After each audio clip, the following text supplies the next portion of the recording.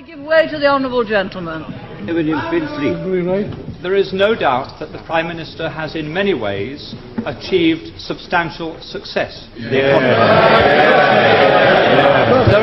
is one statistic that I understand is not, however, challengeable, and that is that over her 11 years, the gap between the richest 10% and the poorest 10% in this country has widened substantially. That's right.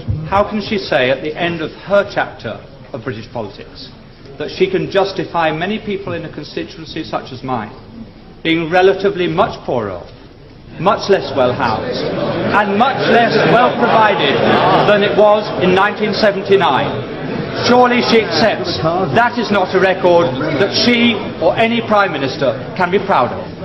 Mr. Speaker, all levels of income are better off than they were in 1979. But what the honourable member is saying is that he would rather the poor were poorer, provided the rich were less rich.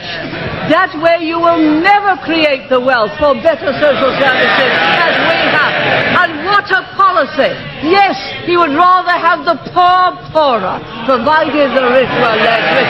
That is the Liberal policy. Yes, it came out, he didn't intend it to, but he did. I give way to the honourable gentleman. I'm extremely grateful. The Prime Minister is aware that I detest every single one of her domestic policies and have never hid that. And I think that the honourable gentleman knows that I have the same contempt for his socialist policies as the people of East Europe who have experienced it have it for theirs.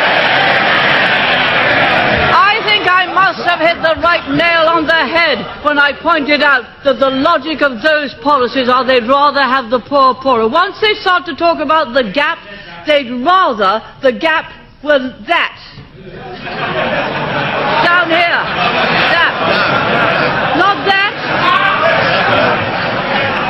But that. So long as the gap is smaller, so long as the gap is smaller, they'd rather have the poor poorer. You do not create wealth and opportunity that way. You do not create a property-owning democracy that way.